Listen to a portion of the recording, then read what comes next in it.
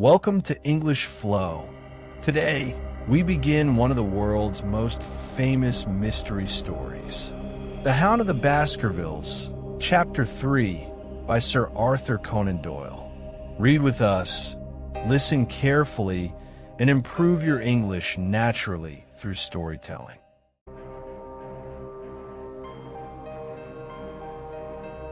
I confess at these words a shudder passed through me.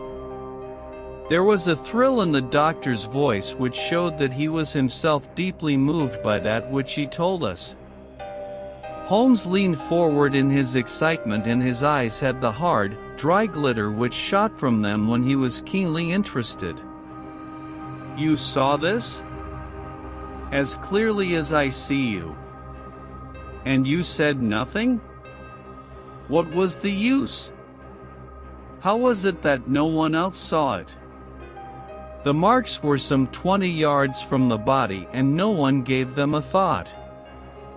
I don't suppose I should have done so had I not known this legend." "There are many sheepdogs on the moor?" "No doubt, but this was no sheepdog." "You say it was large?" "Enormous." "But it had not approached the body?" "No." "What sort of night was it?" "Damp and raw." "But not actually raining?" "No." "What is the alley like?" "There are 2 lines of old yew hedge, 12 feet high and impenetrable. The walk in the center is about 8 feet across." "Is there anything between the hedges and the walk?"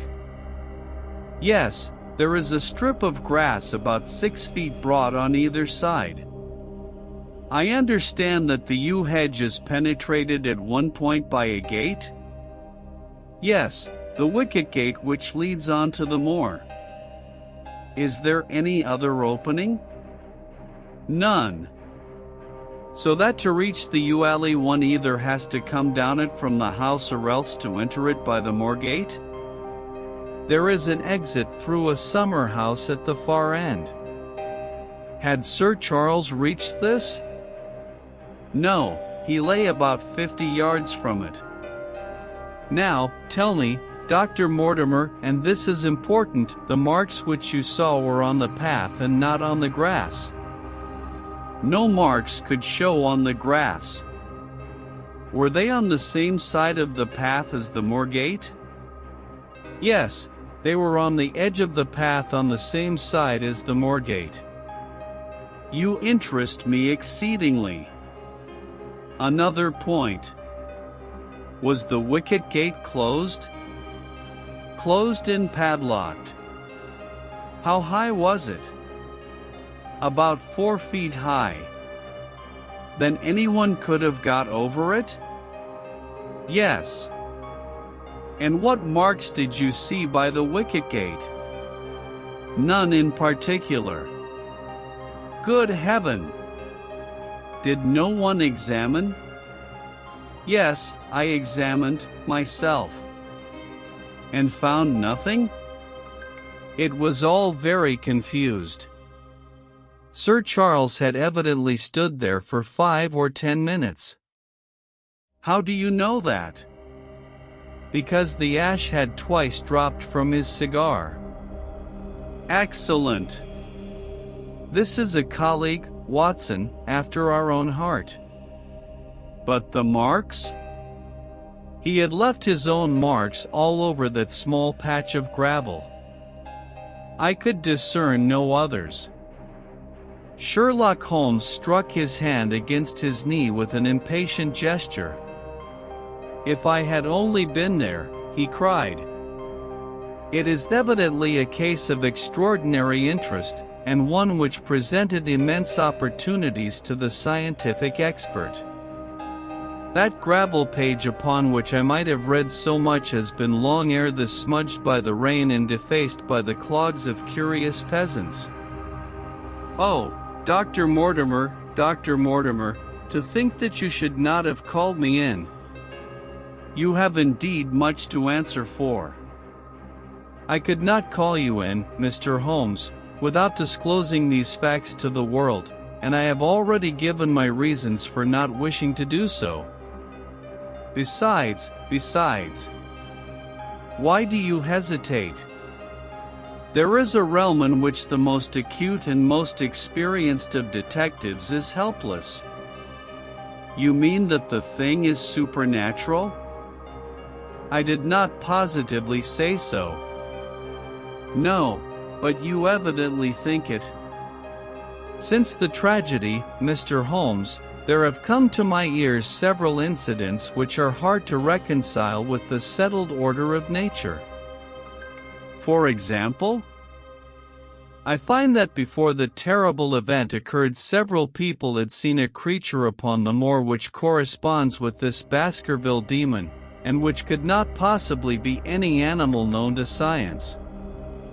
They all agreed that it was a huge creature, luminous, ghastly, and spectral. I have cross-examined these men, one of them a hard-headed countryman, one a farrier, and one a moorland farmer, who all tell the same story of this dreadful apparition, exactly corresponding to the hellhound of the legend. I assure you that there is a reign of terror in the district, and that it is a hardy man who will cross the moor at night. And you, a trained man of science, believe it to be supernatural? I do not know what to believe.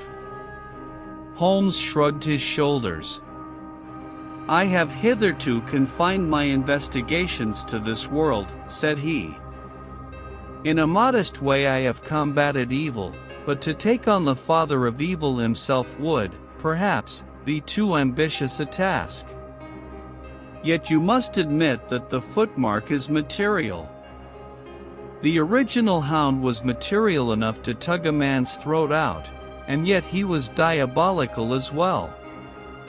I see that you have quite gone over to the supernaturalists. But now, Dr. Mortimer, tell me this. If you hold these views, why have you come to consult me at all? You tell me in the same breath that it is useless to investigate Sir Charles's death, and that you desire me to do it. I did not say that I desired you to do it. Then, how can I assist you? By advising me as to what I should do with Sir Henry Baskerville, who arrives at Waterloo Station. Dr. Mortimer looked at his watch. In exactly 1 hour and a quarter. He being the heir? Yes. On the death of Sir Charles we inquired for this young gentleman and found that he had been farming in Canada. From the accounts which have reached us he is an excellent fellow in every way. I speak now not as a medical man but as a trustee and executor of Sir Charles's will. There is no other claimant, I presume? None. The only other kinsman whom we have been able to trace was Roger Baskerville, the youngest of 3 brothers, of whom poor Sir Charles was the elder. The second brother, who died young, is the father of this lad Henry. The third, Roger, was the black sheep of the family. He came of the old masterful Baskerville strain and was the very image, they tell me, of the family picture of old Hugo. He made England too hot to hold him, fled to Central America, and died there in 1876 of yellow fever. Henry is the last of the Baskervilles. In 1 hour and 5 minutes I meet him at Waterloo Station. I have had a wire that he arrived at Southampton this morning. Now, Mr. Holmes, what would you advise me to do with him? Why should he not go to the home of his fathers? It seems natural, does it not? And yet, consider that every Baskerville who goes there meets with an evil fate. I feel sure that if Sir Charles could have spoken with me before his death he would have warned me against bringing this, the last of the old race, and the heir to great wealth, to that deadly place.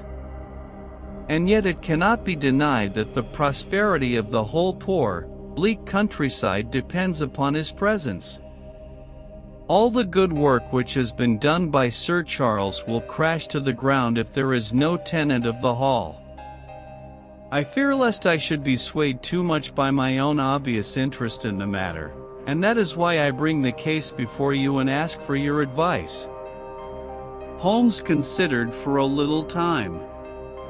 "Put into plain words, the matter is this," said he. "In your opinion there is a diabolical agency which makes Dartmoor an unsafe abode for a Baskerville. That is your opinion. At least I might go the length of saying that there is some evidence that this may be so." "Exactly. But surely, if your supernatural theory be correct, it could work the young man evil in London as easily as in Devonshire. A devil with merely local powers like a parish vestry would be too inconceivable a thing." "You put the matter more flippantly, Mr. Holmes, than you would probably do if you were brought into personal contact with these things. Your advice, then, as I understand it, is that the young man will be as safe in Devonshire as in London. He comes in 50 minutes. What would you recommend?" "I recommend, sir, that you take a cab, call off your spaniel who is scratching at my front door, and proceed to Waterloo to meet Sir Henry Baskerville." "And then?" "And then you will say nothing to him at all until I have made up my mind about the matter." "How long will it take you to make up your mind?" 24 hours.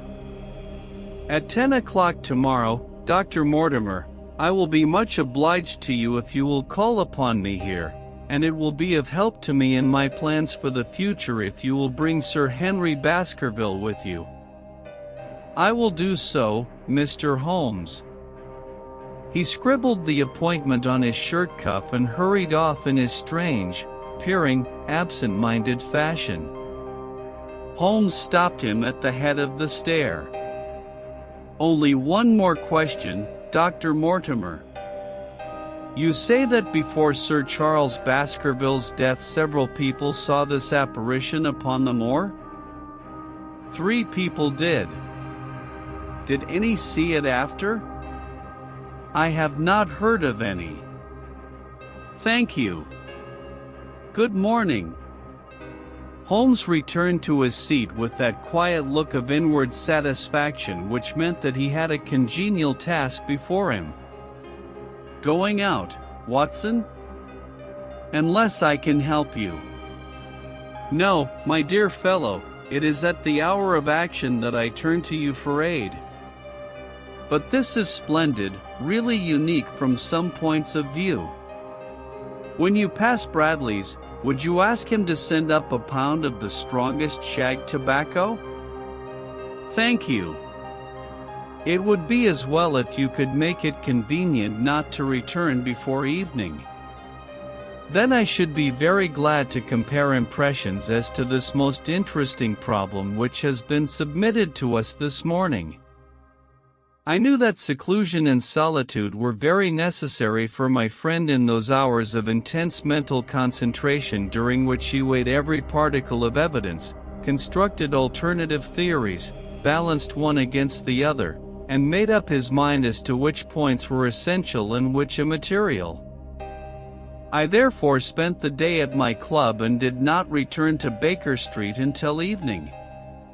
It was nearly 9 o'clock when I found myself in the sitting room once more. My first impression as I opened the door was that a fire had broken out, for the room was so filled with smoke that the light of the lamp upon the table was blurred by it. As I entered, however, my fears were set at rest, for it was the acrid fumes of strong coarse tobacco which took me by the throat and set me coughing.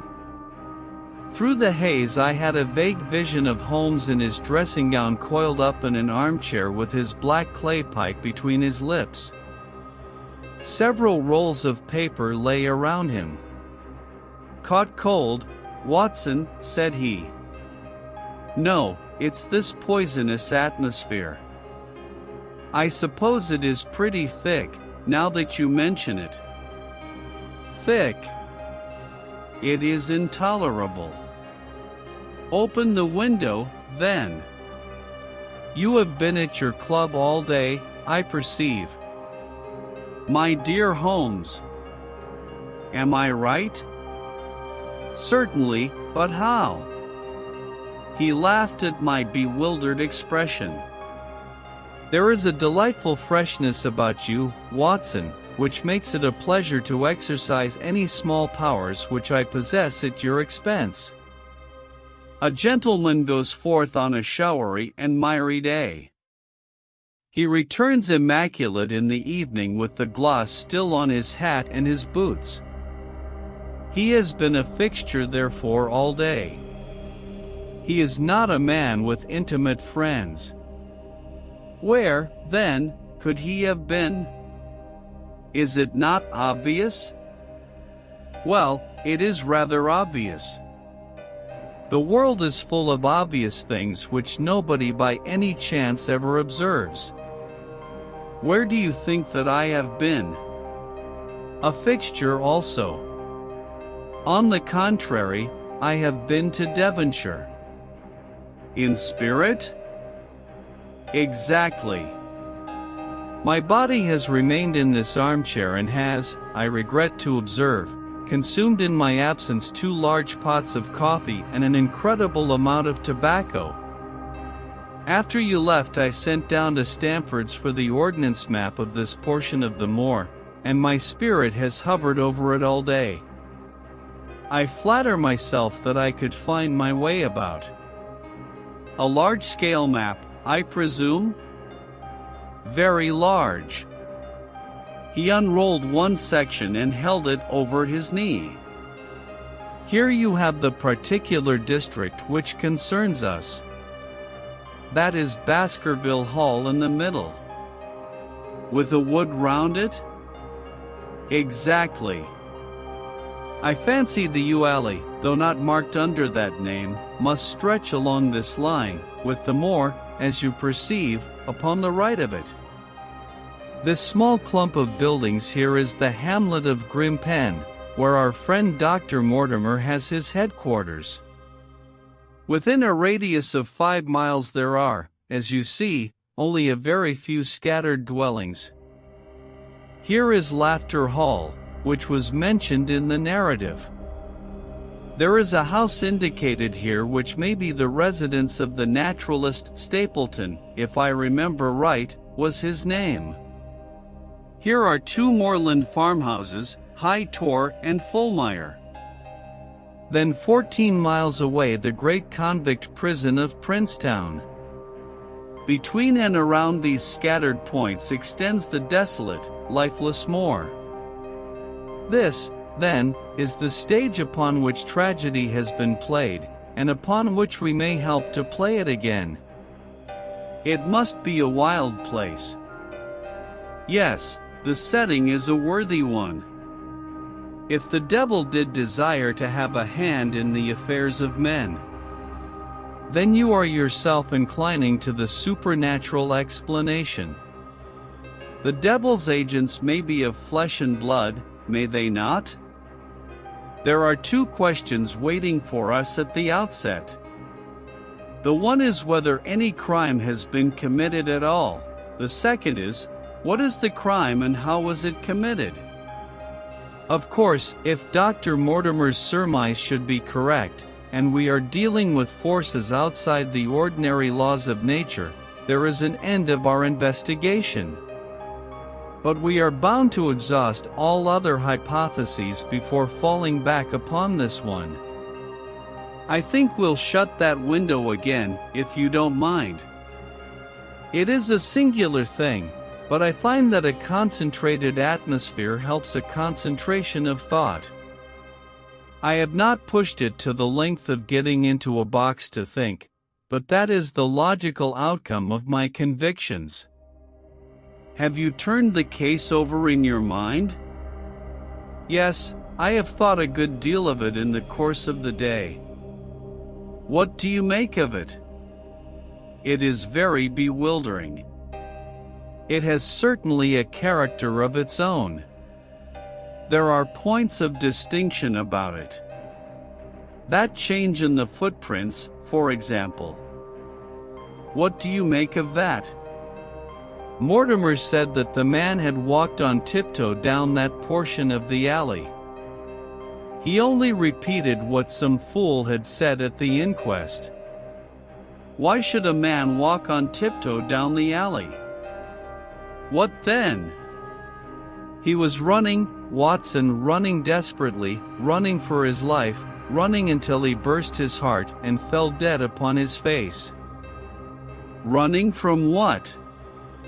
There lies our problem. There are indications that the man was crazed with fear before ever he began to run. How can you say that? I am presuming that the cause of his fears came to him across the moor. If that were so, and it seems most probable, only a man who had lost his wits would have run from the house instead of towards it. If the gypsy's evidence may be taken as true, he ran with cries for help in the direction where help was least likely to be. Then, again, whom was he waiting for that night, and why was he waiting for him in the yew alley rather than in his own house? You think that he was waiting for someone? The man was elderly and infirm. We can understand his taking an evening stroll, but the ground was damp and the night inclement. Is it natural that he should stand for 5 or 10 minutes, as Dr. Mortimer, with more practical sense than I should have given him credit for, deduced from the cigar ash? But he went out every evening. I think it unlikely that he waited at the moor gate every evening. On the contrary, the evidence is that he avoided the moor. That night he waited there. It was the night before he made his departure for London. The thing takes shape, Watson. It becomes coherent. Might I ask you to hand me my violin, and we will postpone all further thought upon this business until we have had the advantage of meeting Dr. Mortimer and Sir Henry Baskerville in the morning.